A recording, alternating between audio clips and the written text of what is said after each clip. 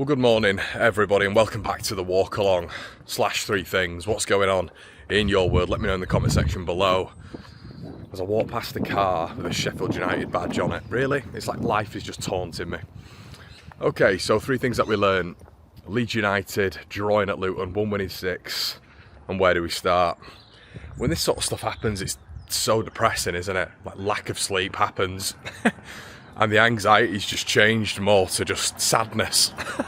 The anger has subsided, and we're kind of just looking into what has happened, what has gone wrong, what can we conclude. So let's just spit out the facts. We're a point behind Sheffield United. Oxford did us a favour. My heart says, look, it's on. If the manager decides to make certain changes, my head says it's still done.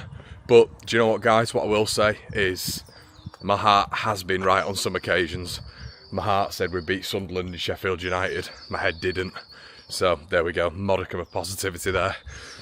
But let's get on to the three things anyway. Do us a favour, everybody. Please make sure you like, comment, subscribe. This video is brought to you by G&O. As you know, an e-commerce shop which is dropping on the 5th of May. Listen, first 50 registered users will get put into a ballot for a lovely Calvin Phillips shirt, and signed shirt I should say, and someone within that as well will get £100, so make sure you do that. Loads of incentives coming up. Becoming a member is worth 25 quid, and you get that absolutely free right now if you sign up. So there you go, a site where you can shop and you can drop better rates than Vinted, eBay and Amazon. So the first thing that I wanted to speak about was largely Ramazani, and I'm going to insert a little clip in here because I think people may have forgotten what he's all about.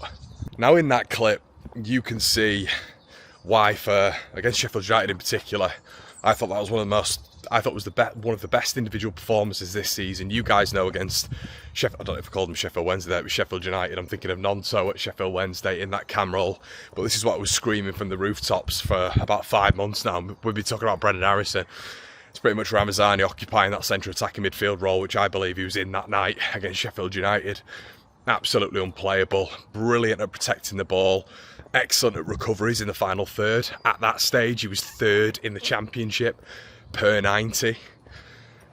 He was flying, absolutely flying, dynamic on the ball. They couldn't touch him, as you could see in that compilation. They couldn't touch him in the box. They could barely touch him outside the box. You saw against Cardiff, Sheffield United in particular, how good he was with his left foot, how good he was with his right foot. But absolutely, categorically important, everybody. What was important with Ramazani was how good his left foot and right foot actually were. The shot efficiency, every single time he had a strike, it was pure and it went on target. he was very good in that respect, better than, in my opinion, Nonto, Peru, you know, all of our front four really, especially Brendan Harrison. But when it came to actually getting shots on target with your weaker foot, so that was always something with Ramazani. Shocked me, to be honest with you, because at Championship level it was very good. So yeah, he's killed him. He's come out and done what he's done. He's said that it's problematic with Ramazani in the duels, fails to ever mention Brendan Harrison in the duels, who is absolutely honking in any duel, which is quite ironic. And I don't see where Ramazani goes from here. So you've kind of got a player there who, in my opinion, is that good. He could effectively save your season if he was utilised in the right way. But I don't think he will be. I don't think the message to him yesterday was effective. I don't think it's going to do anything for a young lad as well. I don't think it will give him a bit of confidence. I think he'll just be sat there, especially when Daniel Farke has mentioned in training. How on earth can you suggest that a player isn't effectively up to scratch, but then you give him one start in 23 when he's been available 738 minutes, as if any of us would be sprightly and up for it if the manager had given us 738 minutes and frozen us out. Yeah, because we'd all just be so encouraged by that, Daniel. What a great message that sends. And just, I keep mentioning goal contributions a lot, everybody. Just in terms of rotation, Manor Solomon, 50, 60 grand a week, who was brought in to be the main player, is not the main player for Leeds this season. We all know he's not, because he's not showed up enough to be that main player. He's been decent for Leeds, but there's no main player there. Solomon has got 7 goals. Ramazani has got 4. And look at the difference in minutes. One is sat on 738, and not for the first time this season has been cast out by the manager. And then you've got the other on 2,100 minutes. And it just, for me, stinks of just, you know, an excuse. It's interesting as well. He did something similar with Campbell. He did something similar with Buendia as well at Norwich. You know, and I just don't know if it's effective. He speaks about not wanting to do this when it comes to Ilan Meslier. When journalists are asking him after the game, what's he feeling about? I don't want to talk about that. Brendan Harrison, don't want to talk about that. He's done that previously. But when it's Ramazani, when it's like the Tanaka, he enjoys coming out and giving us his 2 cents, doesn't he? After saying that he doesn't think it's wise to be talking about players. Then a week later speaks like that about Ramazani. So, look, it is what it is. It's going to be, if he doesn't get this done, it's going to be a big moment in Daniel Farke's career. The highest wage structure in the division for the 2nd year running, and not been able to get Leeds out of this division, if that does continue, which it feels right now that's going to be the case.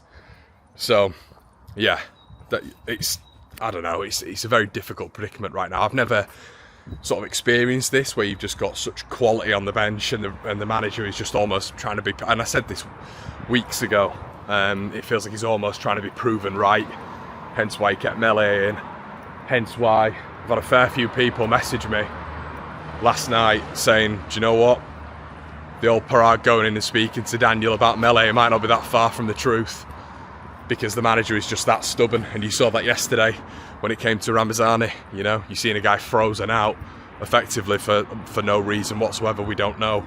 But once again, we're getting the old adage that we got with Anthony, that we got with Connor Roberts, that we've had with certain players, where Farke doesn't deem them good enough, thus they're on the bench, thus they don't get any minutes.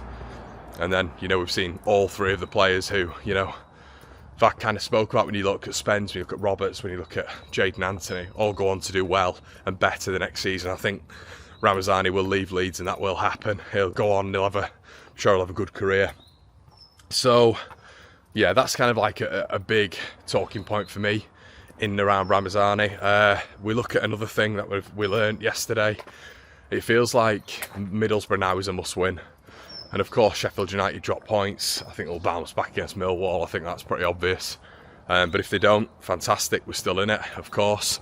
But I don't think any of us have any motivation anymore. I don't think any of us think that there's going to be a change in the tide, because it's 1 win in 6. It's Leeds' worst performance level now over the season. It's going to match last season's, where I believe it was 3 wins in 11. Rotation was questioned there, rotation's been questioned now, and yeah, we've got to a point in the season of which the gaffer decides to call people out who aren't even getting on the pitch, and it just feels like there's a not just a panic from outside the club, but maybe a little bit of a panic from inside the club. I've sort of mentioned this a few times as well. It makes sense, but I just think how he's going about his way, I don't like it at all. Just even on a human level, to be honest, with someone like Largy. Fair enough, if he'd been poor and this, that and the other, I understand that. But to give him the minutes you've given him and to be talking the way you're talking, I just don't think it's right of a manager. It's not great man management, is it? But Borough feels like a big one. They're flying at the minute, 2nd in the form table, 5th in the division. So yeah, Leeds have to go there and win. We won there, didn't we, last season? So that's a crumb of comfort when, you know, winning there last season, and 3-4 that game. I think they're better this season. I think Hayden Hackney's taking a step up. He looks excellent at the minute. Obviously they're not with Latte Lath, who they had last season. So, I don't know, it felt like a big win at Ellen Road when we beat them, didn't it? Could it be a big win at the Riverside again? I just don't trust them at the minute, lads and lasses. I just don't trust Leeds at the minute. I think that's my big thing. It feels like you get a win, and I don't trust them to then go on and win again, and then win again. I just think Sheffield United and Burnley have this ability to grind it out setback for Sheffield United, but you just know Wilder's going to go in there. He's probably going to change a few things, utilise rotation, which would be lovely, wouldn't it? Properly and effectively, and I just feel like they'll get a tune. They'll probably beat Millwall 3-0, won't they? Burnley, who, with the greatest of respect, I don't massively rate as a football team, but they're so efficient. Yeah, and then obviously Leeds, probably the toughest game week fixture, I'd say, next up against Borough. So we have to win on Tuesday. It feels like it's make or break. I mean, can it really? I mean, even the most positive Leeds fan, can 1 win in 7 be realistic? Can we genuinely believe, you know, especially when the manager's coming out and saying that's a good point. A good point. My God. Oh dear. Yeah, excuse ridden at the minute, isn't it? So, yeah, I'm a bit dejected this morning, to be fair.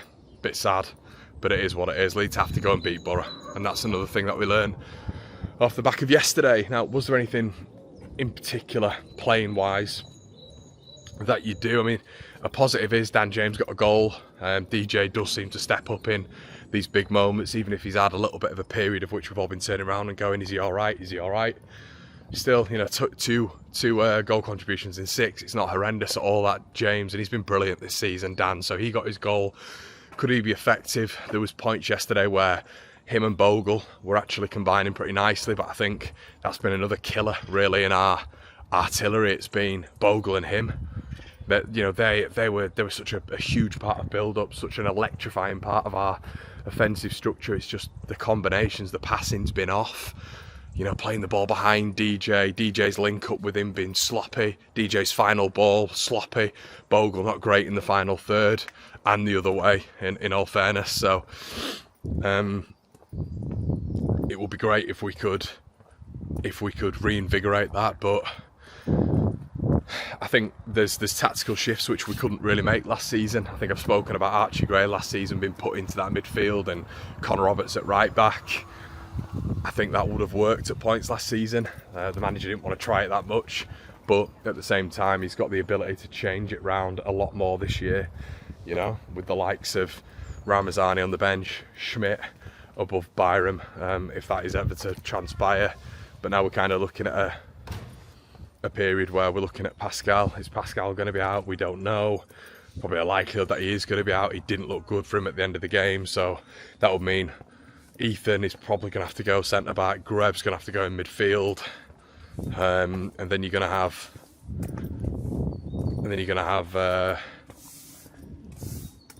Tanaka in there as well. So it's not the greatest midfield combination you want, and feels like it's just been here, there, and everywhere, doesn't it? The midfield recently, Rothwell, Ampadu, Tanaka. Now it's probably going to be Gruev. I can't see him putting Max Verber at centre back, and I don't think he trusts him either. But in all fairness, Max has been out for a period of time. But yeah, it's just a bit all over the place, isn't it, guys? It's just all over the place. So I guess the third thing is, and we've whinged about it, but I think it's rightful whinging. Start Ramazani, mate. Start Ramazani.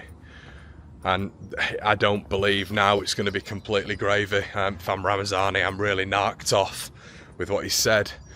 But it feels like that's maybe a saving grace. You know, the last time we saw Nonto Ramazani consistently from the start, we had a very good Leeds United, didn't we? As I've said, everybody, just reminding you of that start. I think Solomon's done okay this year. He's been good. It's kind of what I predicted at the start of the season, to be honest with you. But Ramazani, I've always said that he's the better player. And, yeah, it's such a shame that we've not been able to see enough of him. But for me, the big change, he's fit, he's firing, he's not injured, would be him in for Solomon, who I don't think deserves to start in front of him right now. And that's the card we've got to play. That's the card we've got to play. But yeah, and that's the change I'd make. I'd have Ampadu at the back, so I think you're going to have him at the back right now. Would Verber be able to, you know, transition into this Leeds side now? Potentially. But I'm just a little bit like now, you know, with Pascal yesterday, I thought he had a good game. But it just, I don't know, is it too little too late? A despondent, discouraged Connor here, everybody. Let me know what you think in the comment section below. Am I right? Am I wrong? We'll be back this evening for the hard line with Gabe. See you in a bit.